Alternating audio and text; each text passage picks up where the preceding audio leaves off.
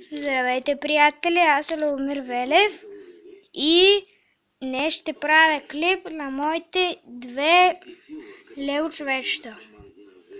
Да знаете, ще правя клип на робота отделно, защото още не съм го направил. Сега само ще покажа на Кол от робота и на Търнър.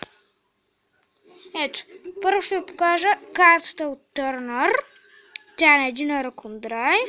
Мен много ми харесва и много ме кефи. От тази карта ми я подари един мой приятел на Лорд Гармадон. Блести, вижте. Добре. Тук ето го и самият Търнър. Флоран Джей го има.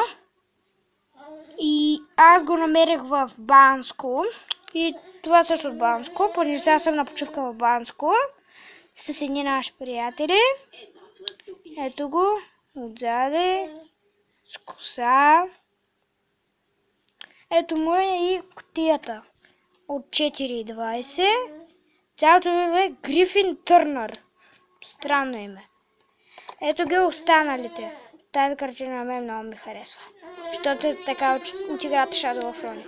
Добре, да показвам човечетата.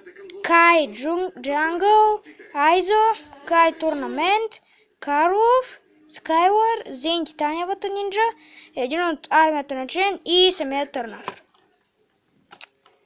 Добре, сега ще ви покажа и Кол. Ето го, от 5 сезон, от Ерджицу, с двете му оръжия. И тук има едни добавени ножове и шурикенчета, знаете. Ето още един нож и ето ги шурикенчетата.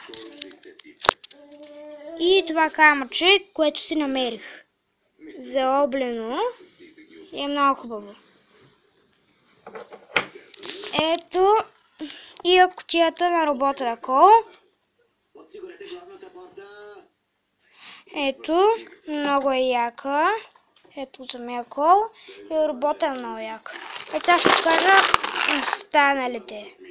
Кай с моторна лодка, Джей с моторна лодка, Кол Зейн с моторна лодка, Моро с робот и Райт с дракоче. И това беше, приятели. Дано да ви е харесало всичко това и до скоро!